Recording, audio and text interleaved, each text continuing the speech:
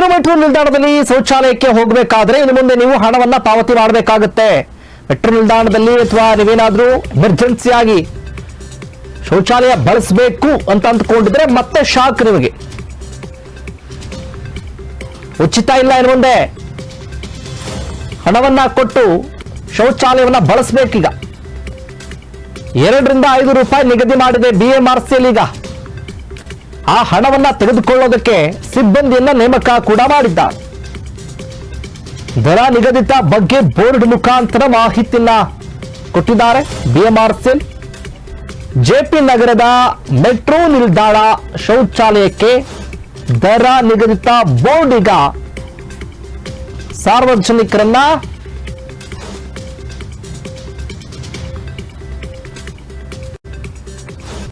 ಈ BMRCL ನಡೆ ವಿರುದ್ಧ ಆಕ್ರೋಶ ವ್ಯಕ್ತವಾಗ್ತಾ ಇದೆ ಸಾರ್ವಜನಿಕರು. ಈಗ ತಾನೇ ದುಪ್ಪಟ್ಟು ಹಣ 50% ಎಲ್ಲ 100ಗೆ 100% ಬೆಲೆ ಏರಿಕೆ ಮಾಡಿದ್ದಾಯ್ತು. ಇನ್ನು ಶೌಚಾಲಯ ಬಳಸಬೇಕು ಅಂತ ಅಂದ್ರೂ ಕಾಸು ಕೊಡ್ಬೇಕಾ? JP ನಗರದ ಮೆಟ್ರೋ ನಿಲ್ದಾಣದ ಶೌಚಾಲಯಕ್ಕೆ ದರ ನಿಗದಿತ ಬೋರ್ಡ್. ಈಗ ಮೆಟ್ರೋದಲ್ಲಿ ಏನಾದ್ರೂ ಕೂಡ ನೀವು ಮೆಟ್ರೋ ನಿಲ್ದಾಣದಲ್ಲಿ ವಾಶ್ರೂಮ್ ಬಳಕೆ ಮಾಡ್ಕೊಳ್ತೀವಿ ಅಂತಂದ್ರೆ ಕಾಸು ಕೊಟ್ಟು ಹೋಗಬೇಕು. 2 ರಿಂದ 5 ರೂಪಾಯಿ ದರ ನಿಗದಿಯನ್ನ ಮಾಡಿದೆ BMRCL. ಆ ಹಣವನ್ನು ತೆಗೆದುಕೊಳ್ಳೋದಕ್ಕೆ ಸಿಬ್ಬಂದಿಗಳನ್ನು ಕೂಡ ನೇಮಕ ಮಾಡಿಬಿಟ್ಟಿದ್ದಾರೆ. ಕಾಸು ಕೊಡಬೇಕು, ಬಳಸಬೇಕು. ದರ ನಿಗದಿತ ಬಗ್ಗೆ ಬೋರ್ಡ್ ಮುಖಾಂತರ ಮಾಹಿತಿಯನ್ನ ಕೊಡ್ತಾ ಇದ್ದಾರೆ. ಬೋರ್ಡ್ ಹಾಕ್ಬಿಟ್ಟಿದ್ದಾರೆ ಈಗ. ಅಲ್ಲಿ ಶೌಚಾಲಯ ಬಳಕೆದಾರರಲ್ಲಿ ವಿನಂತಿ, 2 ರಿಂದ 5 ರೂಪಾಯಿಯನ್ನ ಪಾವತಿಸಿ ಶೌಚಾಲಯವನ್ನ ಬಳಸಿ.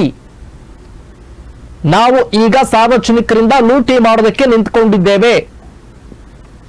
ಸಂಪೂರ್ಣವಾಗಿ ಮೆಟ್ರೋ ಬರ್ಬಾದ್ ಆಗ್ತಾ ಇದೆ. ಮೆಟ್ರೋ ಆದಾಯ ಗಳಿಕೆಯಲ್ಲಿ ಹಿನ್ನಡೆಯಾಗಿದೆ. ಹಾಗಾಗಿ ಶೌಚಾಲಯ ಬಳಸುವಂತ ನೀವು ಹಣವನ್ನ ಕೊಟ್ಟು ಬಳಕೆ ಮಾಡಿದ್ರೆ ಆ ಹಣದಿಂದ ನಾವು ಬದುಕ್ತೇವೆ ಅಂತ ದೊಡ್ಡ ಮಟ್ಟಕ್ಕೆ ಬೋರ್ಡ್ ಹಾಕಿ. ಏನು ಮುಂದೆ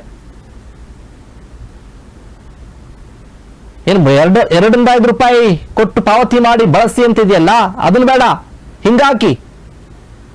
ಈಗ ತಾನೇ ಬೆಲೆ ಏರಿಕೆ, ಟಿಕೆಟ್ ದರ ಏರಿಕೆ ಮಾಡಿ ಸುಲಿಗೆ ಮಾಡುತ್ತಿದ್ದೀವಿ.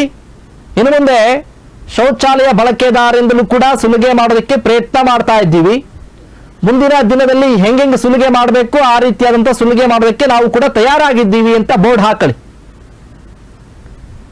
ಮೆಟ್ರೋ ನಿಲ್ದಾಣದ ಮುಂಭಾಗದಲ್ಲೇ ಹಾಕಬಿಡಿ. ಇನ್ನು ಮುಂದೆ ಮೆಟ್ರೋ ಪ್ರಯಾಣಿಕರಲ್ಲಿ ವಿನಂತಿ, ಸುಲಿಗೆ ಮಾಡಲು ನಾವು ತಯಾರಾಗಿದ್ದೀವಿ, ನೀವು ಹಣವನ್ನ ಪಾವತಿ ಮಾಡಲು ತಯಾರಾಗಿದ್ದೀರಾ ಅಂತ ಹಾಕಿ. ಶೌಚಾಲಯ ಬಳಸೋದಕ್ಕೂ 2 ರಿಂದ 5 ರೂಪಾಯಿ ಕೊಡಬೇಕು. 20 ರೂಪಾಯಿ ಇದ್ದಂತ ಟಿಕೆಟ್ ದರ ಈಗ 50 ರೂಪಾಯಿ ಆಗಿದೆ. ಅಲ್ಲೂ ದುಬಾರಿ, ಇಲ್ಲೂ ದುಬಾರಿ. ಶೌಚಾಲಯ ಬಳಕೆ ಮಾಡೋದಕ್ಕೆ ದುಡ್ಡು ಕೊಡ್ಬೇಕಾ? JP ನಗರದ ಮೆಟ್ರೋ ನಿಲ್ದಾಣ ಶೌಚಾಲಯಕ್ಕೆ ದರ ನಿಗದಿತ ಬೋರ್ಡ್ ಈಗ BMRCL ಅಧಿಕೃತವಾಗಿ ಆ ಹಣವನ್ನು ಕಲೆಕ್ಟ್ ಮಾಡ್ಕೊಳ್ಳೋದಕ್ಕೆ ಒಬ್ಬ ಸಿಬ್ಬಂದಿ ಬೇರೆ. ಆತನಿಗೆ ಸಂಬಳ ಕೊಡ್ತಾ ಇದ್ದೀರಲ್ಲ, ಸಂಬಳ ಕೊಡ್ಬೋದು, ನೀವು ಸಂಬಳ ಕೊಟ್ಟು ಆತನ ನೇಮಿಸಬಹುದು.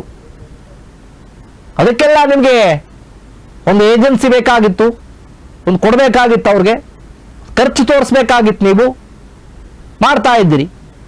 ಏನು ಸಾರ್ವಜನಿಕರು ಇನ್ಯಾವ ರೀತಿ ನಿಮಗೆ ರಿಯಾಕ್ಟ್ ಮಾಡ್ತಾರೆ, ಸಾರ್ವಜನಿಕರು ಏನು ಹೇಳ್ತಾರೆ, ಏನು ಮಾಡ್ತಾರೆ ನೋಡು.